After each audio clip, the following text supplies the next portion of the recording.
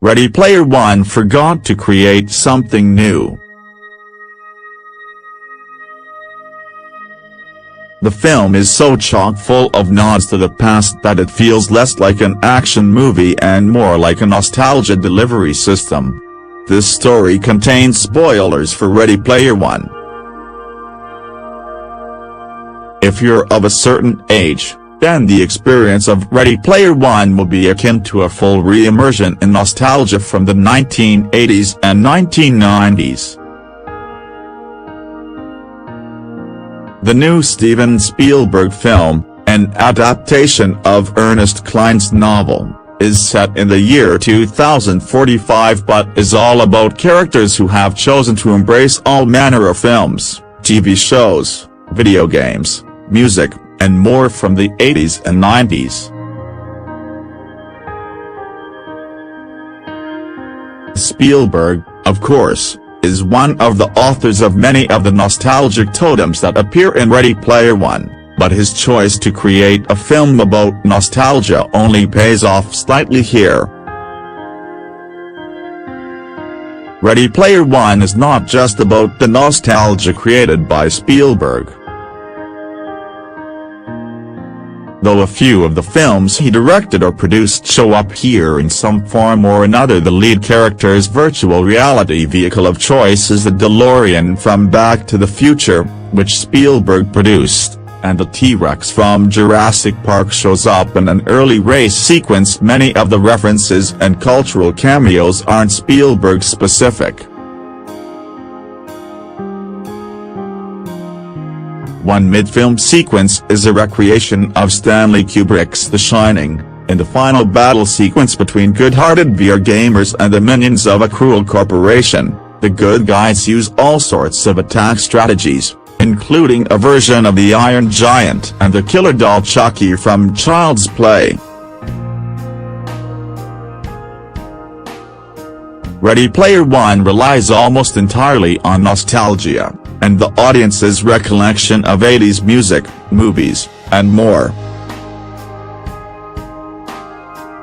When the section focusing on The Shining begins, the soundtrack begins to mirror the creepy synthesizer-heavy score of the Kubrick film, even before we see the inside of the Overlook Hotel. For example, you may not need to know every reference packed into each shot of the film. The basic struggle depicted in the story, a battle between good and evil in the middle of a futuristic dystopia, is fairly standard issue, but knowing the references helps.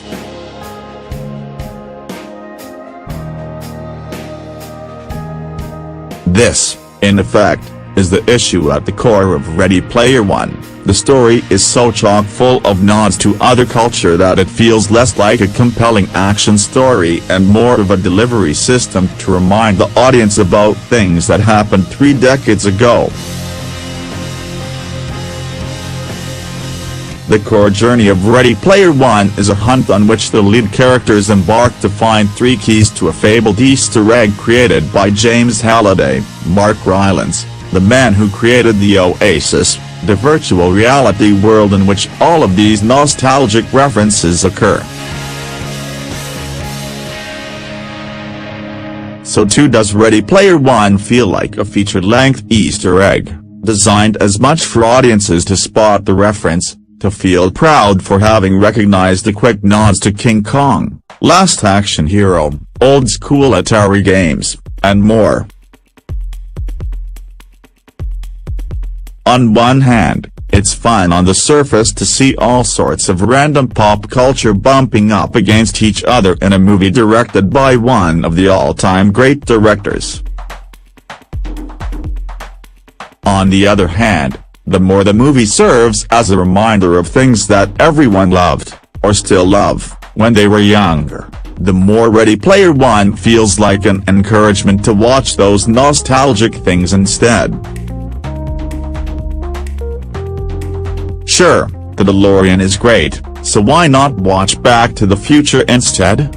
And yes, The Shining is indeed a scary, freaky film. That's a lot better than a movie quoting it so directly. Ready Player One isn't trying to do too much aside from creating a perpetual nostalgia machine. By the end of the film, when the heroes indeed acquire the Easter egg and gain control of the virtual reality world, there's a not entirely energetic argument to make that spending so much time wallowing in nostalgia is unhealthy.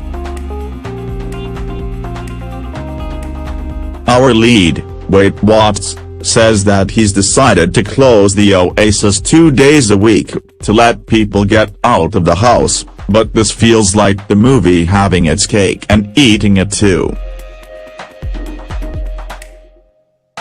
Almost all of the 140-minute film cheers nostalgia, but then tries to suggest that same cheering is unhealthy. You can't have it both ways. Could anyone but Spielberg have made a better version of Ready Player One? It's highly doubtful. As flawed as the final film is, Spielberg creates some memorable sequences, though that shining bit is as much thanks to Kubrick as anyone else.